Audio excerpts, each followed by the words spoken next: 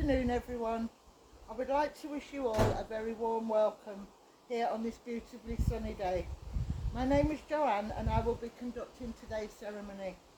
We are here to celebrate the life of Joseph Paul Jenkins, better known as Joe, to all who knew and loved him. Today is a very special day. It is a day where we have all left our daily lives to gather and pay our respects and celebrate the life of Joe Jenkins, a man who we all loved and will miss terribly, but who we are also privileged to have had in our lives. Today we gather not in mourning or sadness, but in gratitude and joy for Joe, a man who showed us how to live life with courage, humour and love. Joe battled lung cancer for 2 years. He faced this challenge with the same grit and determination that he had brought to every chapter of his life. And although Joe knew what the road ahead would bring, he chose to walk it with dignity, honesty and courage. Joe didn't want us to be sad and shed tears, but to remember him with our precious memories, with a smile and with laughter and love. And so we will honour Joe's wishes and not weep for what we had lost, but to celebrate everything that Joe gave us. We are going to take a moment of reflection, take time to think about Joe, the memories that we shared while we listened to one of his favourite songs by the Beatles. And you all know how much Joe loved the Beatles. This is In My Life by the Beatles.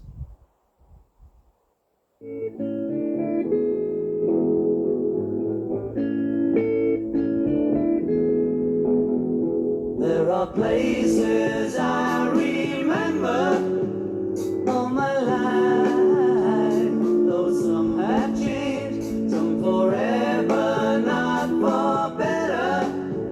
Some have gone and some remain. All these places have their moments with lovers and friends I still can recall. Some are dead and some are living.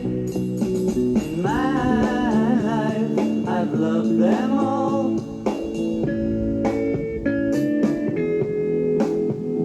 But of all these friends and lovers, there is no one compares with you. And these memories lose their meaning when I think of love as something new. Though I know I'll never lose affection for people and things that went before. I know I'll often stop and think about them. In my life, I love you more.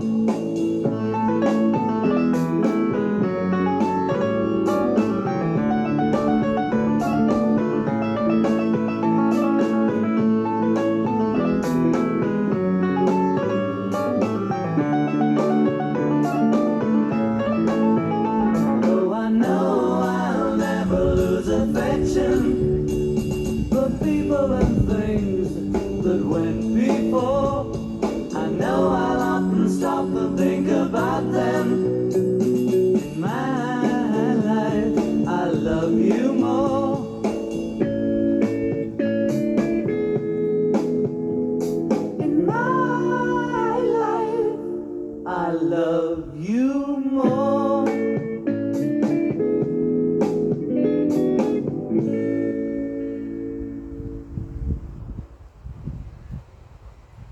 Joe's daughter Sarah is going to read a poem for Joe.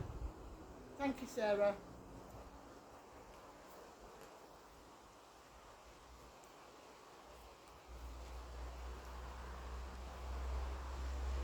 A poem from my dad to my mum. Don't remember me with sadness, don't remember me with tears. Remember all the good times we shared throughout the years. Now I am contented that my life was worthwhile, because I know by loving you that I made you smile. So when you're walking down the street and you've got me on your mind, I'm walking in your footsteps, just half a step behind. So please don't be unhappy because I'm out of sight. Remember that I'm with you, morning, noon and night. Thank you, Sarah, that was lovely.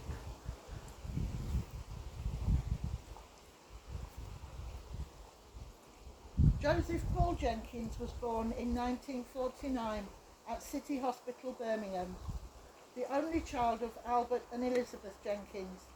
They lived in a modest, semi-detached house on a neighbourly street.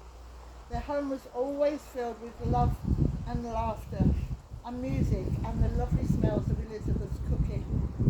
Joe had an extremely happy upbringing, and although he was an only child, he was never without friends or cousins to play with. Joe went to King's Heath Secondary School in Birmingham. Although Joe wasn't particularly academically minded, he preferred to play sports. He did, however, enjoy geography at school, and this probably inspired his love for travelling and adventure. Joe also had a real love of music. His favourite bands were the Beatles and the Eagles. In 1963, aged at just 13, Joe was taken to a Beatles concert by his father. They played at the Ritz Ballroom in King's Heath, right in the town where they lived. Imagine going to see the Beatles on the cusp of their career, not knowing what a global phenomenon they would go on and become. How lucky was he? This must have sparked his enthusiasm for the band, which would grow into a lifelong passion. After leaving school at the age of 17, and with the desire to travel and explore the world, Joe decided to join the Royal Navy. He trained as a driver, and he would realise his dreams and travel extensively. The highlight being a long posting to Africa. In 1974, during a spell at home on leave, Joe would go on a night out with some friends. He did not know it, but he was about to meet the love of his life, Diane. Diane was tall, slim, and had beautiful long auburn hair, and Joe was smitten from the very beginning. They met in a bar and got on like a house on fire. Joe and Diane started courting and soon became serious and very much in love. They managed to maintain their love for each other despite the heartache and difficulty of a long-distance relationship. This love endured even when Joe was posted away. They were devoted to each other and remained that way for the rest of their lives. Joe and Diane married in 1975, and just a year later they welcomed their first child, Paul, a moment described by Joe as one of life's miracles.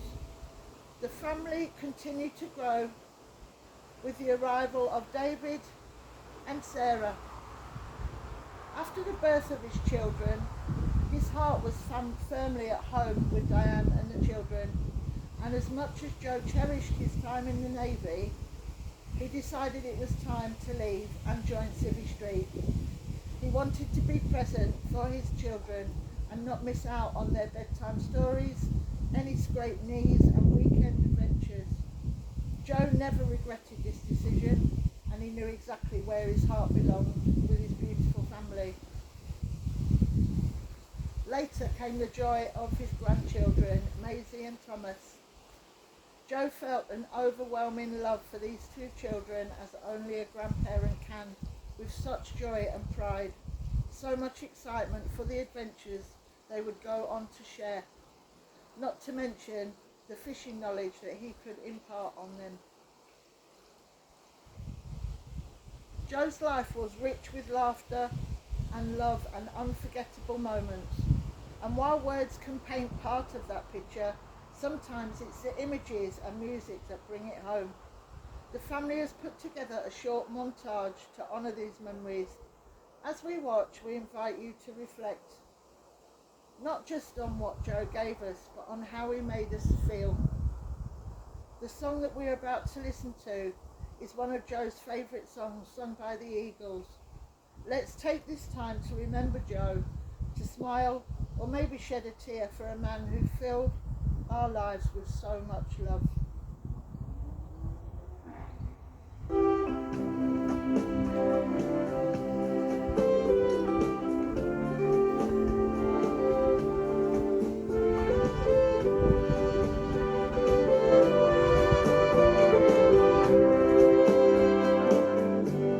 A perfect day. The sun is sinking low as evening falls. The gentle breezes blow. The time we shared went by so fast, just like a dream. We knew it couldn't last, but I'd do it all again if I could somehow. I must be leaving soon. It's your world now. It's your world now. My race is run. I'm moving on like the setting sun. No sad goodbyes, no tears allowed. You'll be alright. It's your world now.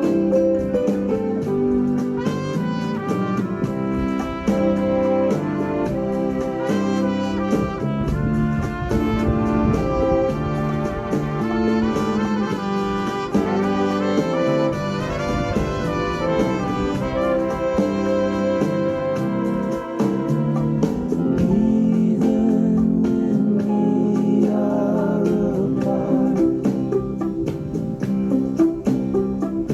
you'll always be in my heart. When dark clouds appear in the sky, remember true love never dies. But first a kiss, one glass of wine, just one more dance while there's still time. My one last wish,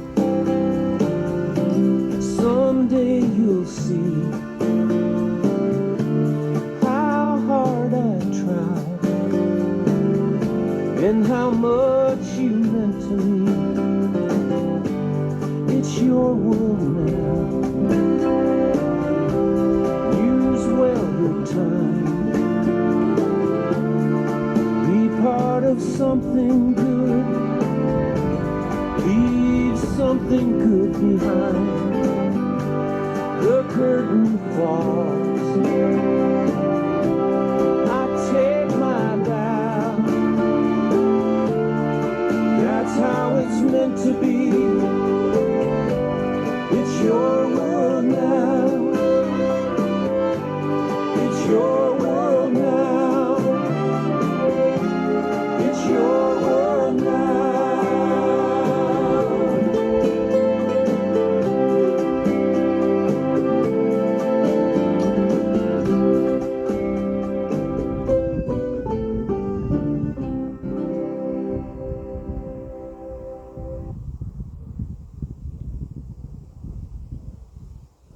After leaving the Royal Navy, Joe went on to get a job as a delivery driver for Cadbury World, delivering chocolate goodies all over the country. His children and their friends were thrilled with this, as there was always a constant supply of chocolate in the house. Joe never regretted leaving the Navy. He embraced his role with a characteristic pride and purpose. He may have swapped the waves for the roads, but the job suited him perfectly. steady, social, and never without a good story. The best part was being able to go home at the end of the shift to his safe space, to his family, whom he loved and who loved him. Joe's love of driving, combined with his passion for travel and adventure, led Joe and Diane to purchasing their first camper van. There was something spontaneous about owning a camper van that Joe and Diane loved. They would pack up their stuff, get in the van, and go off on their adventures with the children. Sometimes they would plan where they would go, but often they would just wing it, never knowing where they would end up. They travelled the UK extensively and had some fantastic holidays, meeting people and often making new friends, finding places they never knew existed, stopping wherever the mood took them, a windswept cliffside, a quiet fishing lake, pick your own fruit field, or just a lay-by with a good view and an ice cream van. Spending quality time with his family, Joe was in his element. Cosy campfires, telling stories of his Navy days, which no one ever really knew if they were true or not, but exciting just the same. Late night card games and the smell of bacon frying in the pan in the morning. They were very happy times. Joe's dad Albert was a very keen fisherman and couldn't wait until Joe was old enough to accompany him to the fishing lake. Joe was around 7 or 8 when he experienced his first taste of fishing. Maybe it was the precious time he spent with his dad, but Joe fell in love with fishing immediately. Albert was a good teacher and Joe a great student. He soon became quite the expert fisherman. Joe and his dad spent many happy hours together, out in the fresh air, in all weathers, come rain or shine, it didn't matter. This passion for fishing would go on to last Joe a lifetime. Joe then went on and passed his love of fishing to his sons. Sarah had a go but decided she didn't like it. Sadly, as Joe's illness progressed, his visits to the lake became less frequent. However, when he did feel well enough, he would get his rods, numerous bags, chairs, and he would be found happily sitting by the edge of a lake. He was content. He felt at home. Joe's other passion was going down to the local public house, the White Swan, or Mucky Duck as it is known locally, for the odd pint or two with friends. The time at the pub wasn't just about a pint for Joe. It was about the people. He had his favourite stall, and it may as well have had his name engraved on it. The pub was his second living room, a place where friendships were forged and stories were told. People came in for a drink, but they stayed for Joe, his warmth, his humour, that could lift the dreariest of days. There are many of his friends here today, and I'm sure they will all have a story or two to tell.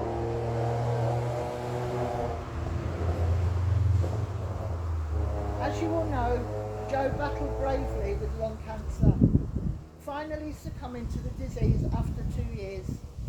The family would like to express their deepest thanks to the Macmillan nurses who cared for Joe with such compassion, dignity and grace in the most tender and challenging of times.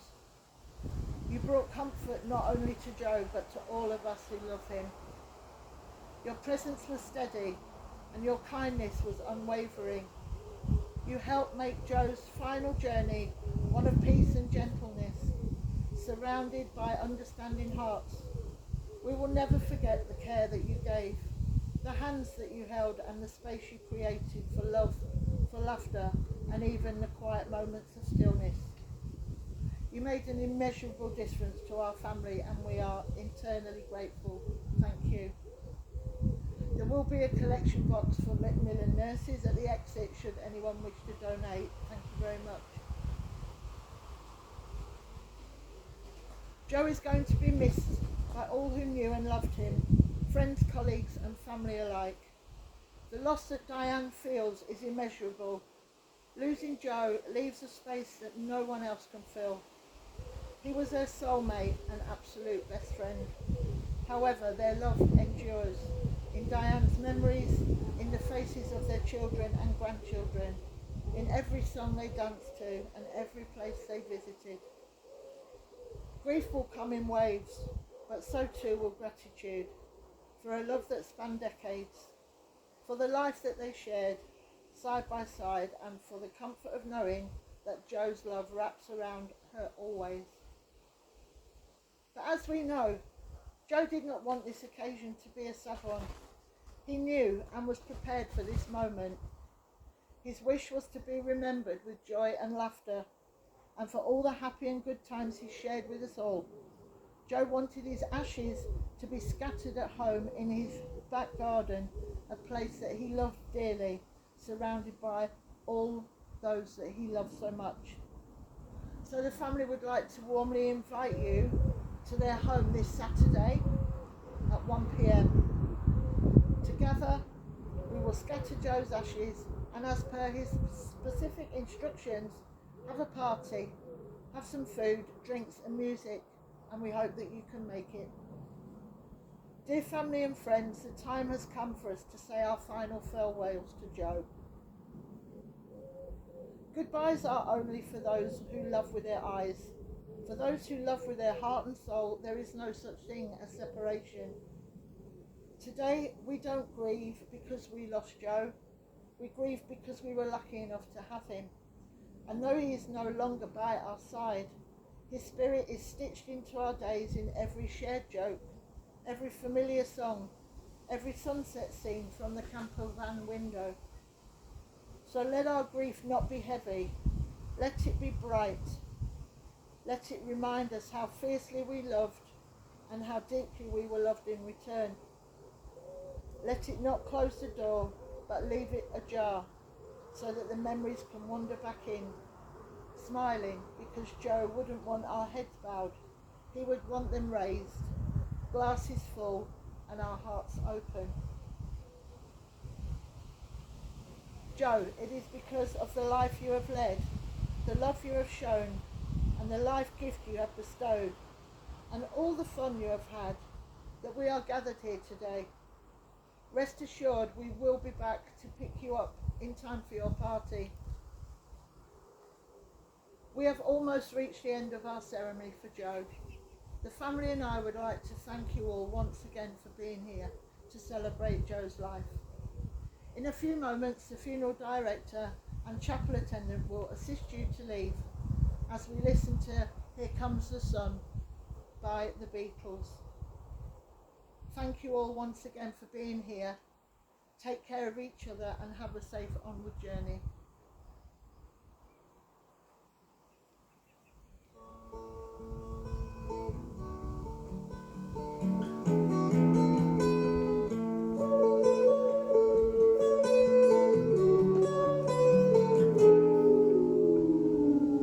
Here comes the sun, here comes the sun. I say it's alright.